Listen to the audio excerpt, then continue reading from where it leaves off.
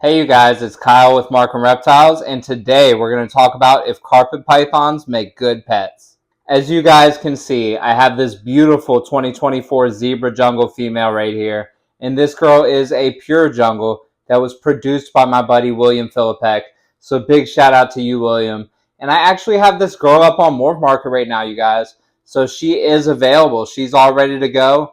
She's past my 2-month period where I keep animals and just make sure that they're eating, make sure that they're healthy.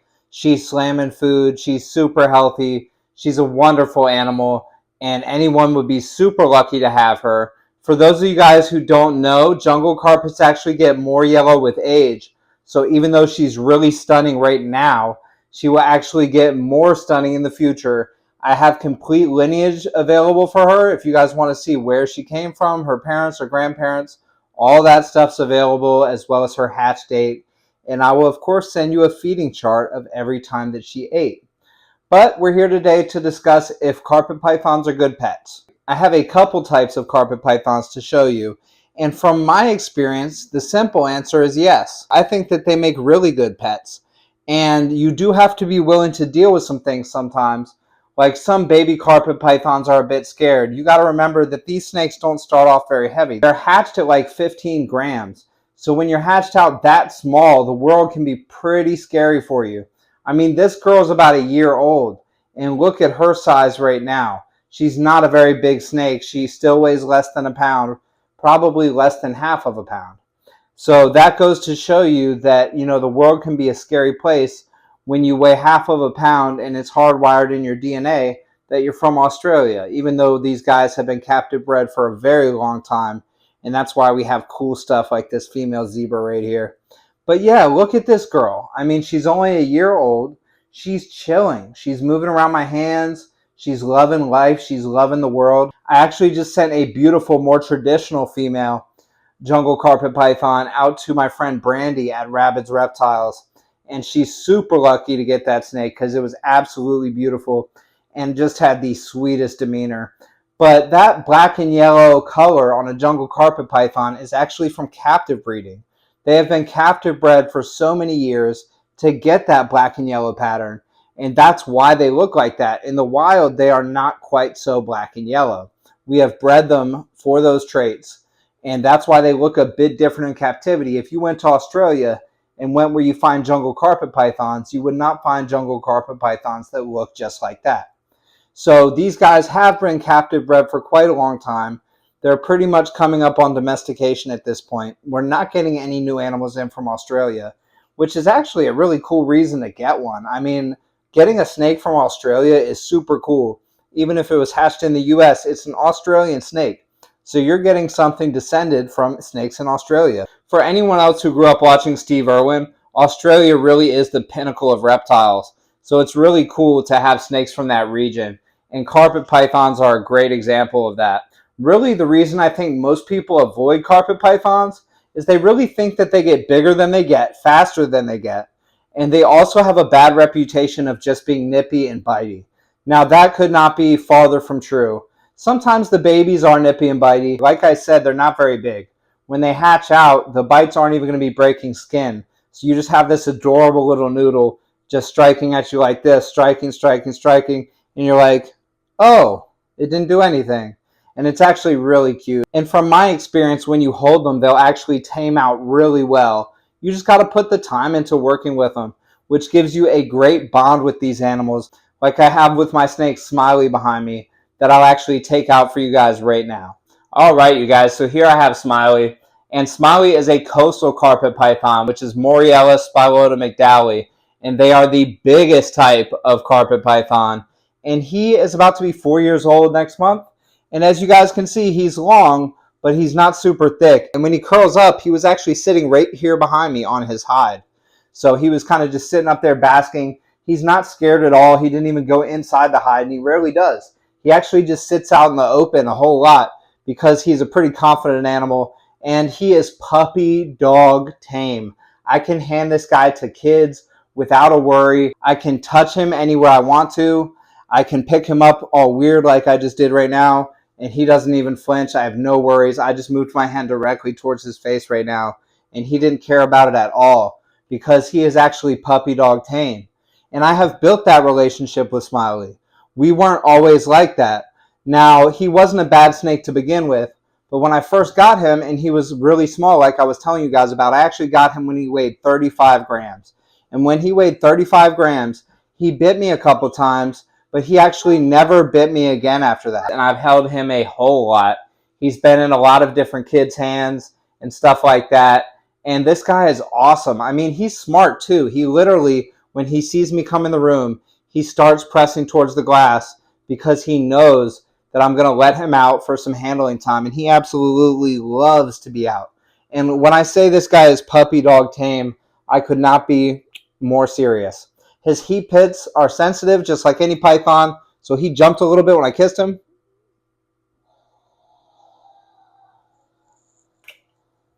But I will let this guy near my face. I will let him, go to kids. Like I said, anyone can hold this guy, no matter what their experience is. Anyone can hold them. Their care is not difficult.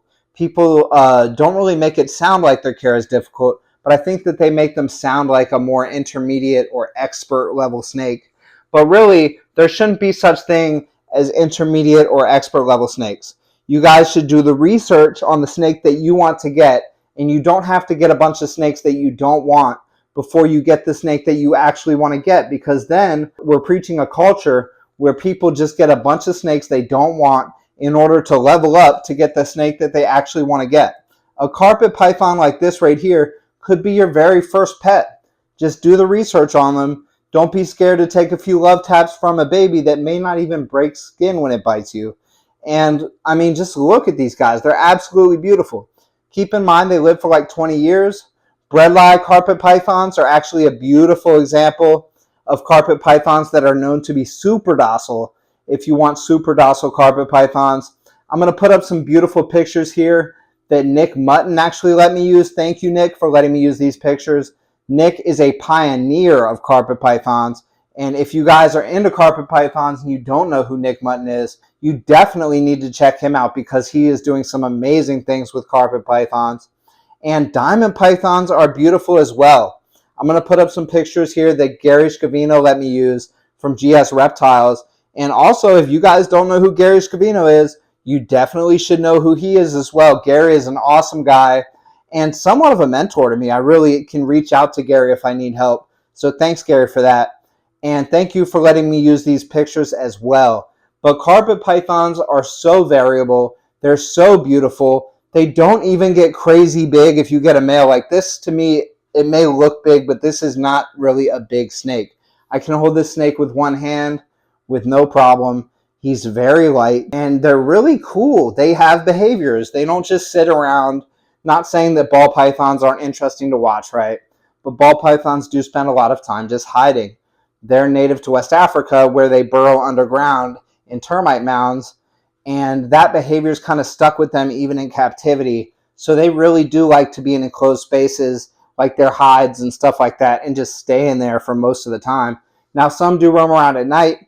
I have some that don't even really roam much at night, but carpet pythons are going to give you some activity. So it's definitely very interesting to come in and watch these guys at night. They're absolutely beautiful animals. I think they're a lot smarter than they get credit for. This guy, Smiley, is certainly very smart. Like I said, they're not unmanageable. He's about to be 4, and I can hold him with one hand. And there's a lot of species where if you get them, they're only going to get to this size right here, especially depending on how you feed them. And you shouldn't really be power feeding any animals in general. So they really don't get that big, especially if you get a male. And they're really awesome animals. Even a 7, 8, 9 foot coastal really isn't that big of an animal because they're still very slender. Those numbers sound really big, and a boa of the same size will be massive and heavy and need a bit more space than a carpet python of that size would. Now, that being said, it's good to give them a nice size enclosure, especially the more you want to see them do. So 4x2s and stuff like that is a really good enclosure. And maybe even above that, if you really want to go all out or you have a really big carpet python, you could go a bit above that. A little bit of a boreal height would be really cool. These guys are actually really good climbers. I'll show you with Smiley right here. They do have that semi-arboreal tail, right here where he can just support his entire body just off my finger right here. And he is just chilling right now.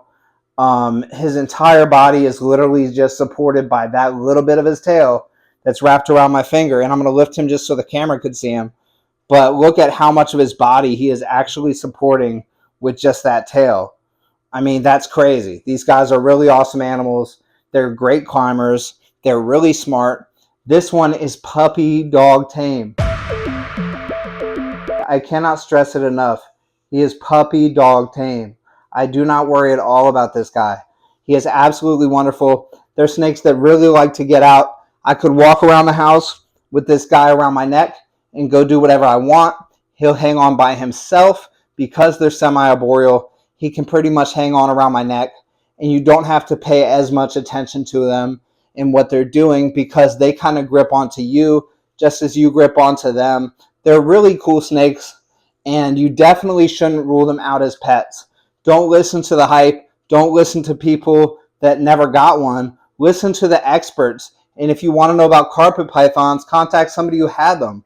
Contact somebody like Riley at Riley's Reptiles. Contact somebody like Gary Scavino. Contact somebody like Nick Mutton and ask them, are carpet pythons good pets? Take it from people that actually deal with carpet pythons and actually know what they're talking about, experienced people. And do not take the word of people who have never had a carpet python because you're going to miss out on a whole world of fun. So I wanted to show you guys this little guy right here. This is a beautiful male pure jungle that I actually posted recently on Morph Market. And when you guys are talking about snakes that still haven't calmed down yet, when you're talking about carpet pythons, you're usually talking about an animal that's only about this size. So this guy, you saw how he just made that jerky motion towards my hand. He wanted to bite me right there. He chose not to because I've been working with him a little bit. He's checking out that camera right now. He's not sure how he feels about that. But look at this guy. I mean, this guy barely weighs anything. He weighs maybe a couple ounces, and he is not really to be worried about. I can touch him. You see how he just looked at my hand like he wanted to bite it? He's thinking about it. But they can be worked with as well. I'm going to go ahead and stretch him out right here. Stretch him out, move his face out of the camera a little bit, and give him something to climb to over here, which is actually my camera stand. I'm going to just show you guys, look how his whole body language changed. His entire body language just changed. I gave him a goal to climb to, and I'm not scaring him anymore.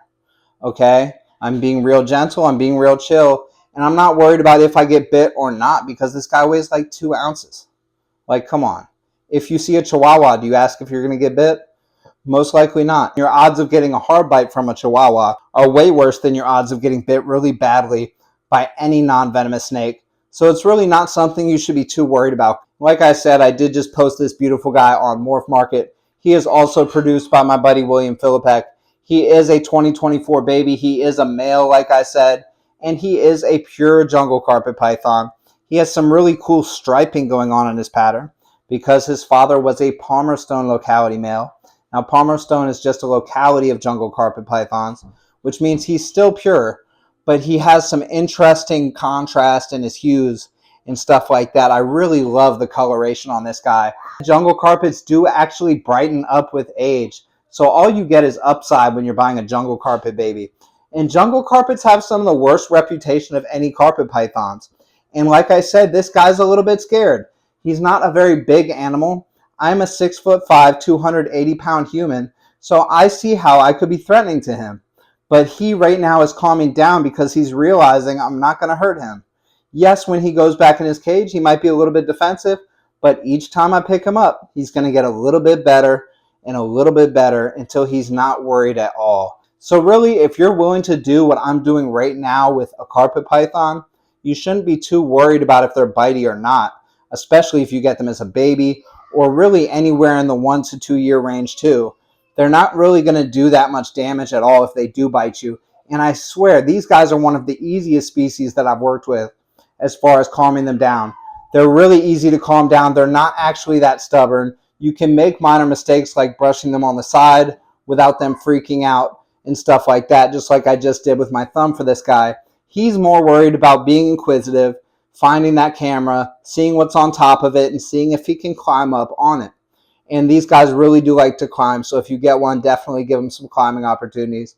But all right, you guys, that's it for if you should get a pet carpet python or not. I definitely think that they're great pets. So don't rule them out based on myths and the word of people who don't know what they're talking about.